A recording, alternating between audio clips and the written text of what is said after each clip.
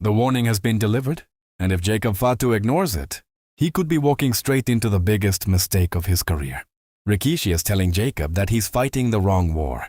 But what exactly does that mean?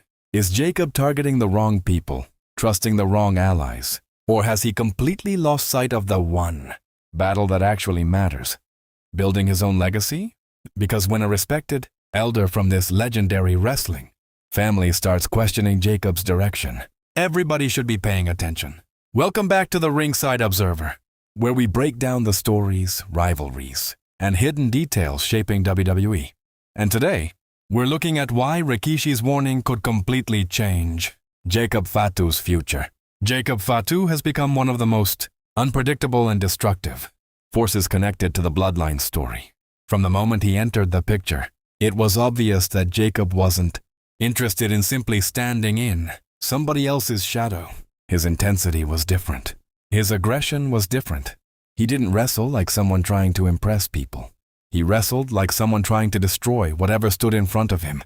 But that's also where the danger begins, because being dangerous isn't enough.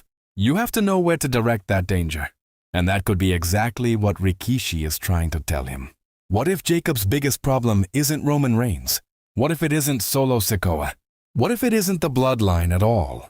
What if Jacob's biggest problem is that he's spending too much energy fighting everybody else's battles while his own career is passing him by? Think about the position Jacob is currently in. He's carrying one of the most recognizable wrestling family names in history. Roman Reigns is part of that legacy. The Usos are part of it. Solo Sikoa is part of it. Rikishi himself is part of it. Every time Jacob walks into an arena, he isn't just carrying his own reputation. He's carrying generations of expectations, and that can become a blessing or a curse. Jacob has already shown that he has the physical ability to become a major WWE superstar. His aggression makes him must-see television. His unpredictability makes him dangerous. His presence alone can change the atmosphere of an entire segment. But imagine if somebody figures out how to manipulate those qualities. All they need to do is give Jacob a target. Tell him somebody disrespected his family. Tell him somebody betrayed him. Tell him somebody needs to be punished.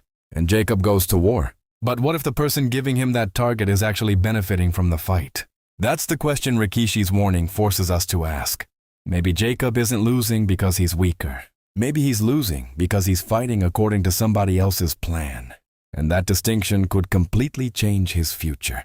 The Bloodline has always been about power. Roman Reigns built an entire hierarchy around control, loyalty, and respect. But Jacob represents something very different. He's instinctive. He's explosive. He's difficult to control. That's exactly why everyone wants him on their side. And that's also why everyone could eventually become afraid of him. Think about it. If Jacob becomes too powerful inside a faction, the leader eventually has to wonder whether Jacob could become a threat.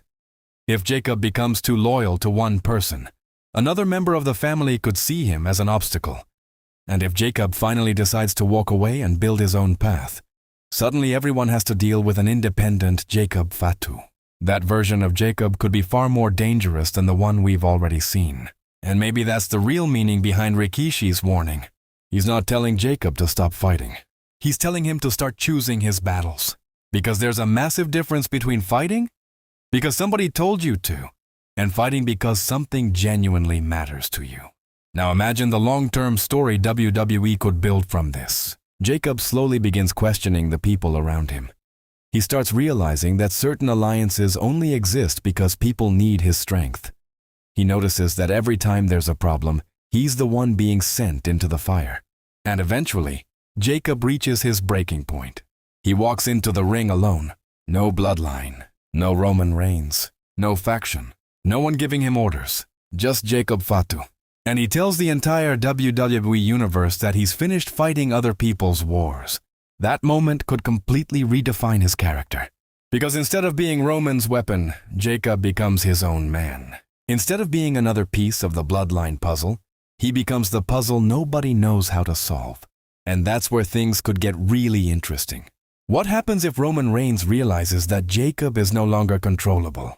What happens if Solo Sikoa wants Jacob on his side? What happens if another faction tries to recruit him? And most importantly, what happens if Jacob decides that he doesn't need any of them?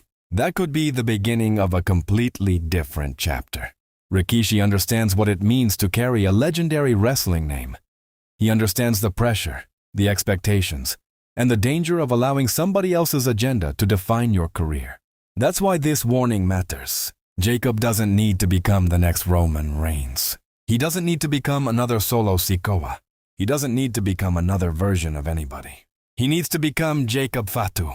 And if he finally understands that, the entire bloodline hierarchy could be in serious trouble. So now I want to hear from you. Is Rikishi right? Is Jacob Fatu fighting the wrong war? Or does Jacob need to finish what he started with the bloodline before he can truly become independent? And here's the bigger question. Would you rather see Jacob Fatu challenge Roman Reigns, turn completely against the bloodline, or leave the entire family behind and chase a world championship on his own? Drop your answer in the comments because this could become one of the biggest decisions of Jacob Fatu's career.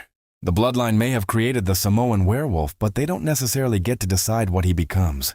And if Jacob finally stops fighting everyone else's battles and starts fighting for his own legacy, WWE may discover that the most dangerous version of Jacob Fatu isn't the enforcer standing behind someone else. It's the one standing completely alone. This is the Ringside Observer. Stay locked in, stay alert, and subscribe, because the bloodline story is far from finished. I'll see you in the next one.